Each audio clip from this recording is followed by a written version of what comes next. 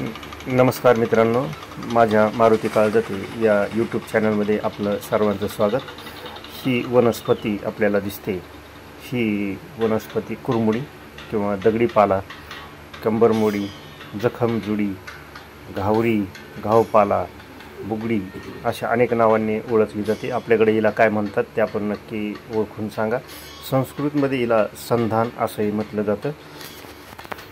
पांढरे केस काळे करायसाठी सुद्धा याचा वापर होत असतो। त्यासाठी या झाडाची, या वनस्पतीची अशी चांगली 10-15 फुलं घ्यायची, त्यात गोडं तेल टाकायचं आणि ते चांगलं कडवून त्यानंतर ते वस्त्रगाळ करून हे तेल आपण डोक्याला 8-15 दिवस वापरायचं।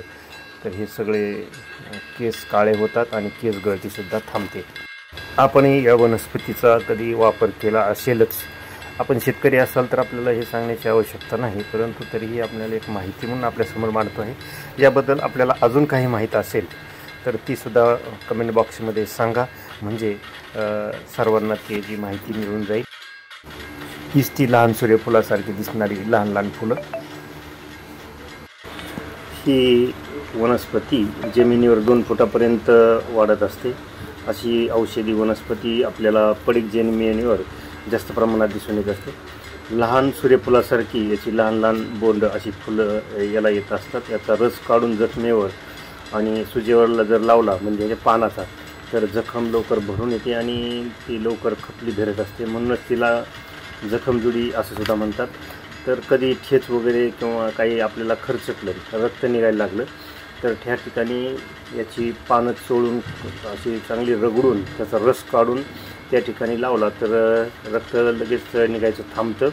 आपल्याला जर तोंड आलं असेल तर हा रस खूप उपयुक्त आहे। या रसाचा एक चमचा एका ग्लासभर पाण्यात टाकून त्याच्या गुळण्या केल्या तर तोंड आलेलं राहून जातं। आपले गुडघे दुखत असतील ते सुद्धा थांबतात। त्यासाठी आपल्याला हा रस गुडघ्यावर लावावा लागतो। मुतखड्यावरसुद्धा याचा खूप मोठा उपयोग होतो। हा रस म्हणजे जर आपण 2-2 चमचे सकाळ संध्याकाळ 10-15 दिवस पाण्यासोबत नित्य नियमाने सकाळ संध्याकाळ 2 वेळेस घ्यायचा आहे, पण तर मोठा मुतखडासुद्धा याच्यामुळं नष्ट होतो।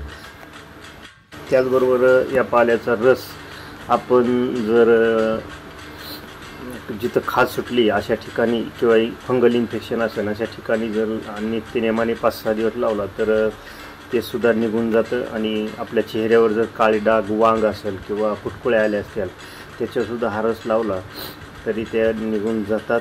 त्यामुळे ही अशी बहुपयोगी असलेली ही दगडी पाला नावाची ही वनस्पती आपण ओळखा आणि तिचा उपयोग करून घ्या।